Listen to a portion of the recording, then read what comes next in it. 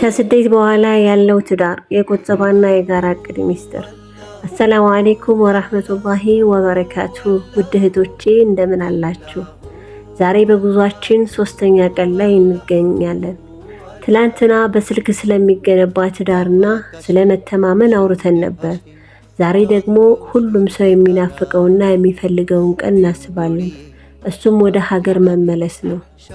ብዙ እህቶቼ ሀገር ቤት ስመለስ ትዳሬ ምን ሊመስል ይችላል፣ የለፋሁበት ጥሪትና የትዳር ህይወቴ እንዴት ይቃናሉ ብለው እንደሚጨነቁ አውቃለሁ። ዛሬ ከስደት መልስ ደስተኛና የተሳካ ትዳር እንዲኖራችሁ አሁኑኑ ምን ማድረግ እንዳለባችሁ እንመካከራለን። የጋራ እቅድ ማጣት የሚያመጣው ችግር። እህቶቼ ብዙ ጊዜ የምንሳሳተው እዚህ ጋር ነው። እኛ እዚህ ደፋ ቀና የምንለው ለቤተሰቦቻችንና ለወደፊት ህይወታችን ብለን ነው።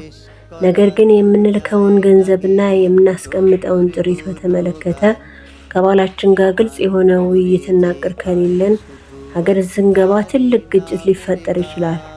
ገንዘቡ የት ገባ፣ ምን ሰራህበት የሚሉ ጥያቄዎች ብዙ ትዳሮችን ሲያፈርሱ አይተናል። ለዚህም ነው እቅዳችንን ከባላችን ጋር የጋራ መሆን ያለበት። አንቺ እዚህ ስትለፊ እሱ ሀገር ቤት ሆኖ ያንን ጥሪት እንዴት እንደሚያሳድገውና ለእናንተ መኖሪያ እንዴት እንደሚጠቀምበት አስቀድሞ መስማማት ግድ ይላል። ለዚህም 3 ወሳኝ መፍትሄዎች። ታዲያ ህልማችን እንዲሳካ እነዚህን 3 ነጥቦች ዛሬውኑ ተግብሩ። አንደኛ፣ ግልጽ ውይይት። ሀገር ቤት ስመለስ እንዲህ አይነት ስራ ሰርተን እንዲህ ባለ ቤት ውስጥ ብንኖር ደስ ይለኛል ብለሽ አውሪው። የእሱንም ሐሳብ ስሚ። ሁለታችሁም ወደ አንድ ግብ ስትመለከቱ ትዳራችሁ ይጠነክራል። ሁለተኛ፣ በትንሽ መጀመር።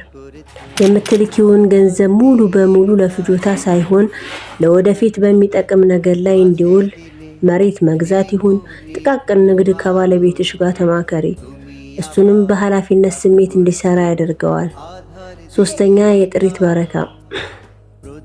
ገንዘብ ብቻውን ደስታ አይሆንም። የአላህ በለፋሁበት ጥሪት ላይ በረካን ጨምርልኝ፣ ለትዳሬም ሰላም አድርገው ብለሽ ዘወትር ዱዓ አድርጊ። እህቶቼ ስደት ጊዜያዊ እንጂ ዘላለማዊ አይደለም። ስትመለሱ የምታገኙት ትዳር ዛሬ በሚዘራው የጋራ እቅድና መተማመን ላይ የተመሰረተ ነው። ዛሬ አንድ ጥያቄ ልጠይቃችሁ። ከባለቤታችሁ ጋር ስለ ወደፊት የጋራ ስራችሁ በግልጽ ተነጋግራችሁ ታውቃላችሁ? ኮሜንት ላይ ጻፉልኝ።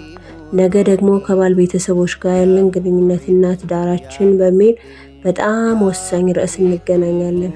ሰብስክራይብ ያላደረጋችሁ ቤተሰብ ሁኑ።